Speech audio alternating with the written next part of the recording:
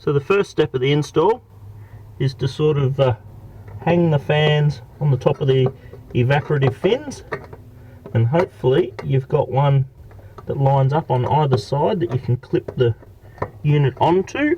If not, you can bend the fins gently. They move pretty easily because they're just aluminium. And there we have it. That's step one. The unit is clipped on. That's sturdy as, it's not going anywhere. And now we can move on to the next step.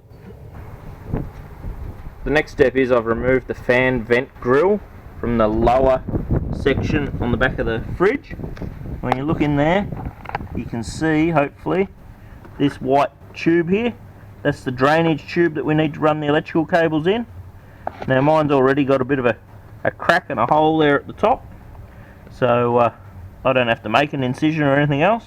And that's what this filament that was supplied is for.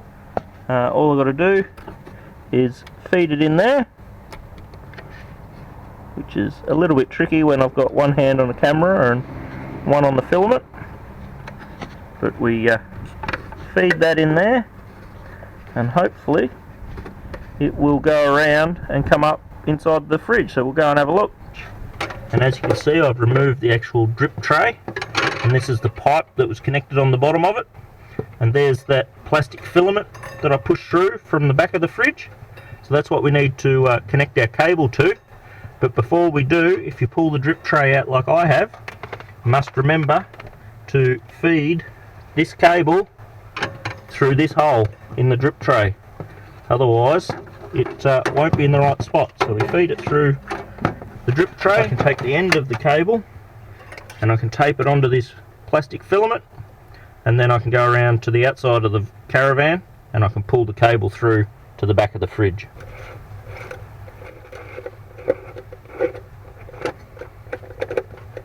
So here we are back on the outside. I'm just going to pull that cable through. So as you can see, that's come through quite easily. That's the beauty of this kit.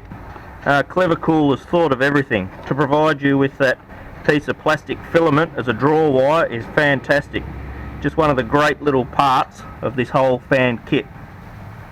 And now that we've pulled that cable through to the outside, we can put this drip tray component back together. Just feed the last bit of the cable in the pipe.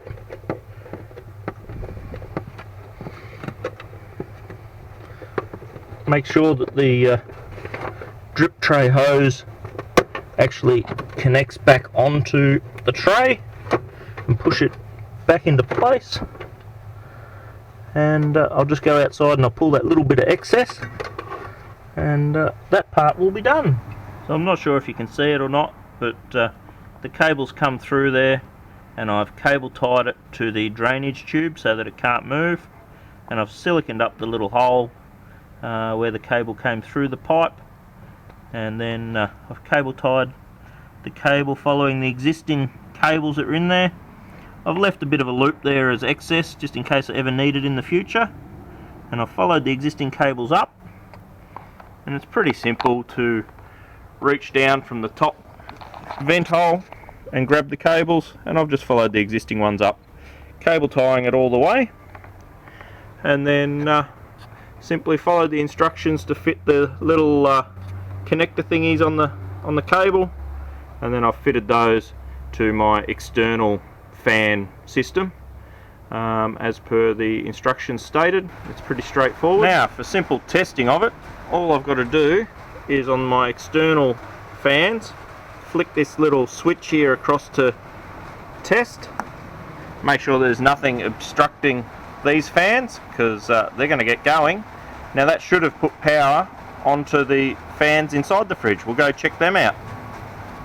So here we are back on the inside, and with those fans outside running, I should have power here. So if I flick this little switch across to fan, there we go, the fans fire up.